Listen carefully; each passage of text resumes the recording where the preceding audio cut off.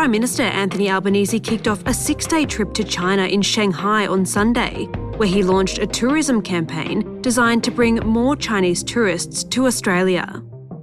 Today, why the PM's hanging out with a former Socceroo, and what Australia would do if China and the US clashed over Taiwan.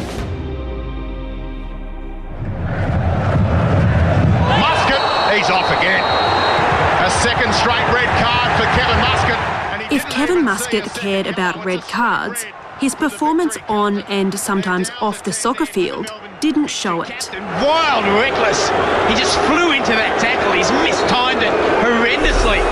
The Melbourne Victory captain gets a red card and things go from bad to worse for the home side. Kevin Muscat trying to referee the game once again, Roscoe.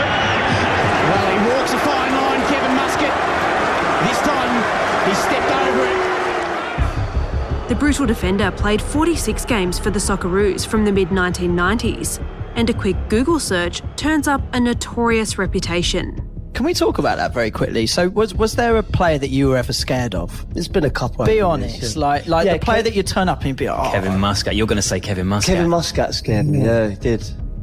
These days, Muscat is himself the manager of a team, the Shanghai Port Football Club, who he's coached to 2 Chinese Super League Premiership wins. And on Sunday, he was on the welcoming committee, greeting Anthony Albanese on the first stop of the Prime Minister's 6-day tour of China. Thank you so much. We have a parliamentary football team.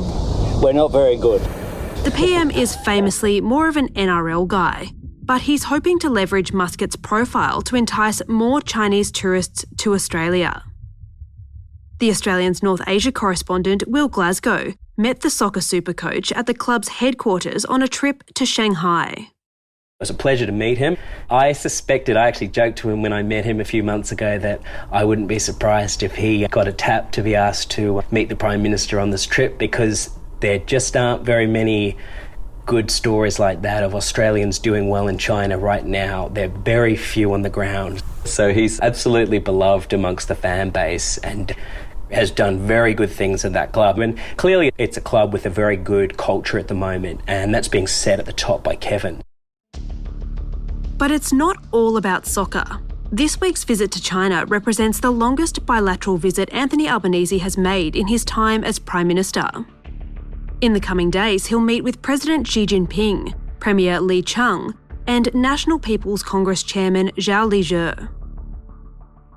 Will, much of the focus of Anthony Albanese's trip to China so far has been on tourism, but what's the overarching purpose of this visit? China is far and away Australia's biggest trade partner. It's our biggest customer. China buys more from Australia than our next 5 biggest markets combined.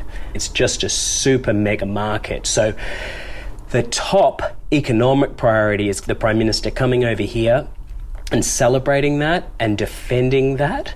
There are pockets of growth, but it's hard now. And the real worry for the Australian government is there are signs that some of the real giants in the trade relationship, in what we export to China, on top of that is iron ore, there are some signs that maybe that trade has peaked with China. That has just grown and grown over decades, and it's now worth more than $100 billion a year.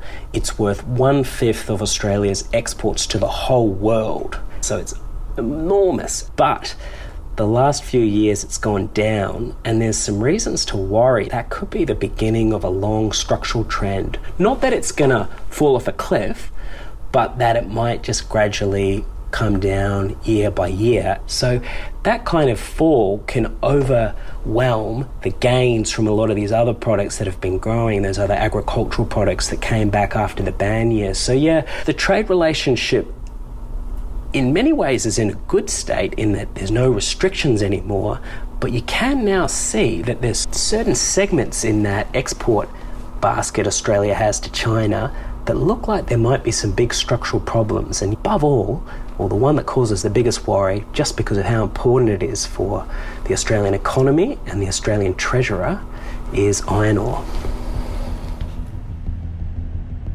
14 executives from some of Australia's biggest companies are joining the PM on the trip.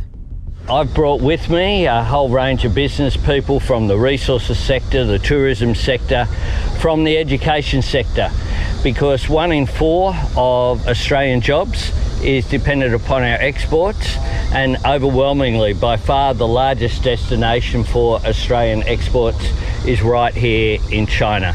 That says something about how important this relationship is. Almost a third of them are in the iron ore trade, right? So there's the local boss of Rio Tinto, the local boss of BHP, the chairman and founder, Andrew Forrest, of Fortescue. So the 3 biggest Australian iron ore miners, they're all coming over here in big, serious senior ways. There's also the head of Australia's steel business, BlueScope, coming over here. He'll also be involved with those other iron ore companies in conversations with Chinese counterparts about green steel and green iron, about ways of making steel and making iron that release less carbon or use less. So that's almost a third of it, which again speaks to the oversized role of iron ore and steel making in the Australia-China relationship. There's also the head of the BCA, and there's the head of Macquarie Group and a senior exec from ANZ. ANZ, for example, is one of the Australian banks. It's the one that had the biggest footprint in China, but it's retrenched that. They sold almost all of their operations in China years ago. So actually, they're another one who I'll be very interested to meet and talk to hear what are they seeing in China right now. I mean, they do business with China. They still work and do some business with Chinese business firms, but I think the ambitions they've had have been downsized a lot over the last decade. Now, they might be looking at some ways that they can grow certain segments of that, but I'd be surprised actually if the finance sector's looking at a big push into China. But look, we'll see. Maybe they'll surprise me on this trip. Coming up, while Albo is in China, Beijing has eyes on Australia.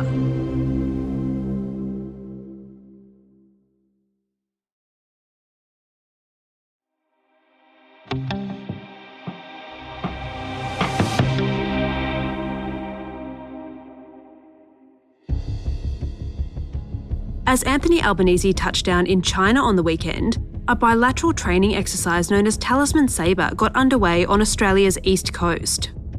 It's the largest bilateral training exercise between the Australian Defence Force and the US military, and it's fair to say China is extremely interested in what plays out. But in Shanghai, the Prime Minister was less forthcoming about what role, if any, Australia would play if a war broke out between China and the US over Taiwan. Well, I have discussions with people which are private, and I keep it private, but on defence spending, Australia is considerably increasing our defence spending and will continue to invest in whatever we need to improve our capability.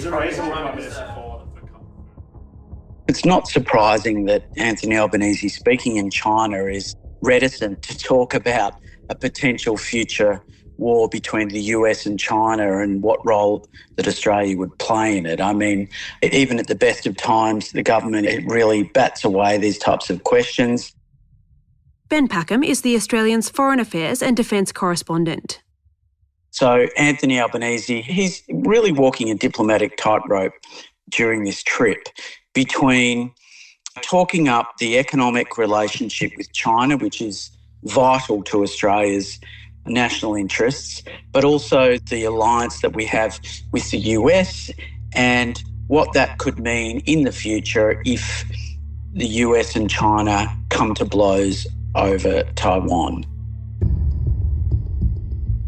Over the weekend, the Financial Times reported the United States Undersecretary for Defence, Mr Colby, the same guy who's been putting the hard word on Australia to up defence spending to 3.5% of GDP, has been pressing Australia and Japan on this very question.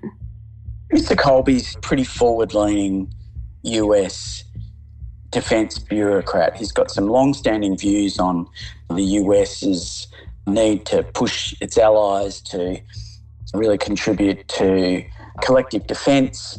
He's on the record as saying, why would we give Australia 3 of our nuclear submarines when they might not be contributed to a fight that we get in with China in the coming years. There was a report in the Financial Times that Mr Colby was piling pressure on Australia and Japan to clarify what role they would play if the US and China went to war over Taiwan. Now, this is despite the US's own policy of strategic ambiguity on what it would do in terms of a Taiwan contingency. But Colby has really endorsed that report, posting on social media that Donald Trump is urging US allies to step up their defence spending and other efforts in terms of our collective defence. So he's really not walking away from this. And all of this does raise some serious concerns, I think, about how the AUKUS review is going to shake out. Colby is heading that review, and it really could introduce some new elements to the agreement that might be a little bit more onerous on Australia, and we're really going to have to just wait to see how that sort of pans out.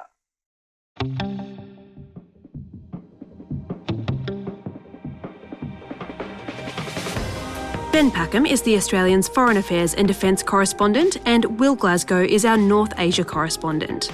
They're on the ground in China with Prime Minister Anthony Albanese this week.